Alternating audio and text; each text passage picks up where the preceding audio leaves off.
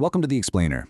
Do you ever stop and wonder how that little battery in your phone actually works? You know, how it powers everything for a whole day? Or how a cheap piece of metal can get a beautiful, shiny silver coating?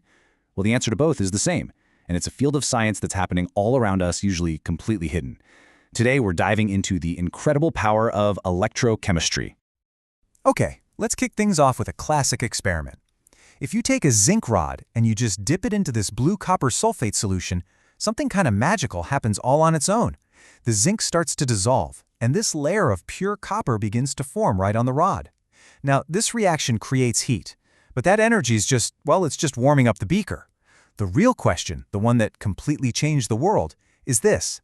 What if we could capture that energy and turn it into a flow of electricity? To get that answer, we've got to go a little deeper and understand the fundamental spark, you could say, that's driving these reactions in the first place. When you boil it all down, this whole powerful field of science really comes down to just one thing: the movement of tiny, negatively charged particles called electrons. See, when one substance gives up electrons and another one grabs them, energy gets released. The real trick, the genius of it all, is figuring out how to control that transfer. Now, this whole electron trading business has a formal name in chemistry, and once you get this, it's the key to unlocking everything else we're going to talk about. The whole process is called a redox reaction, and that name is actually a mashup of two words: reduction, which means gaining electrons, and oxidation, which means losing them. And here's the thing, you absolutely cannot have one without the other. The easiest way to think about it is like a simple game of catch. The thing that gets oxidized is the one losing the electrons. It's throwing the ball. And the thing that gets reduced, well, that's the one gaining those electrons. It's catching the ball. It's a perfect little chemical partnership. So let's jump back to our first experiment for a second. This chemical equation right here, that's just the shorthand for what we saw in that beaker. Solid zinc reacts with copper ions, and what you get are zinc ions and solid copper. So where did the electrons actually go? And this is where it gets really cool. We can actually split this whole thing into two half reactions. First, you see the zinc atom loses 2 electrons. That's our oxidation. Then that copper ion comes along and snags those exact same 2 electrons, and that's the reduction. It's two halves of the same whole story. So here it is, the big breakthrough idea. In that first beaker, the electrons just jumped directly from the zinc to the copper. But what if? What if we physically pulled them apart? What if we could force those electrons to travel down a wire to get from one side to the other? Well, if we could do that, we'd have it, a usable electrical current.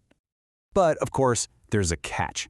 If we put the zinc in its solution in one beaker and the copper in its solution in another and just connect them with a wire, the whole thing just stops almost immediately.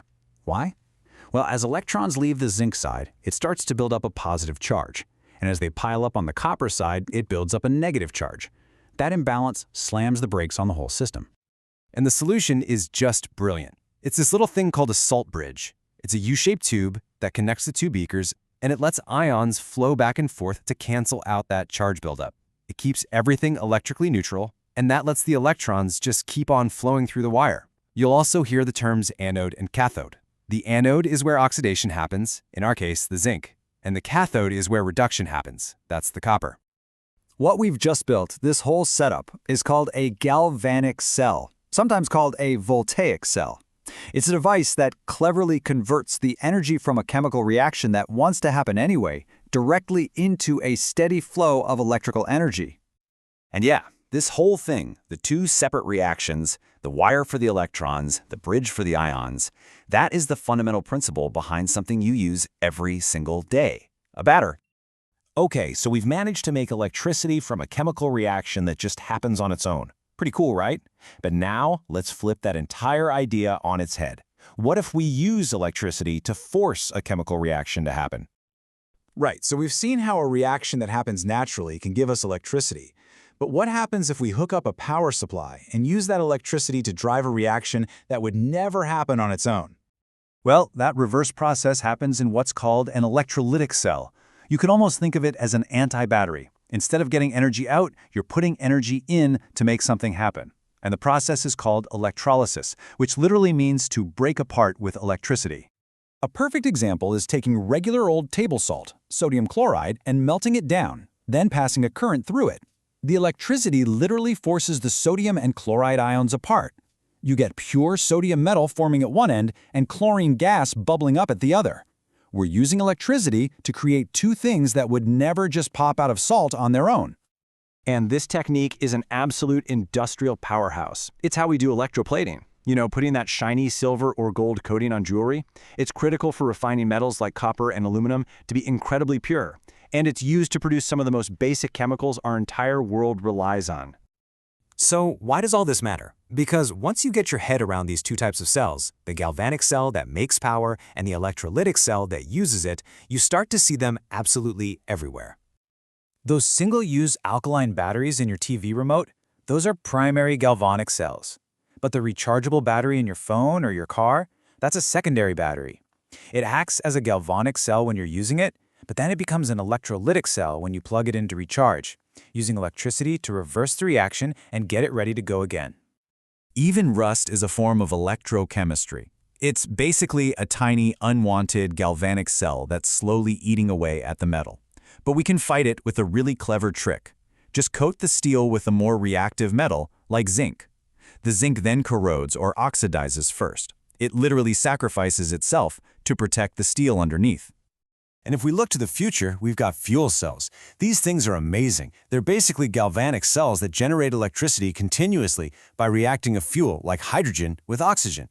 They're super efficient, and the only thing they produce is pure water. In fact, they famously provided both electricity and clean drinking water for the astronauts on the Apollo missions. How cool is that?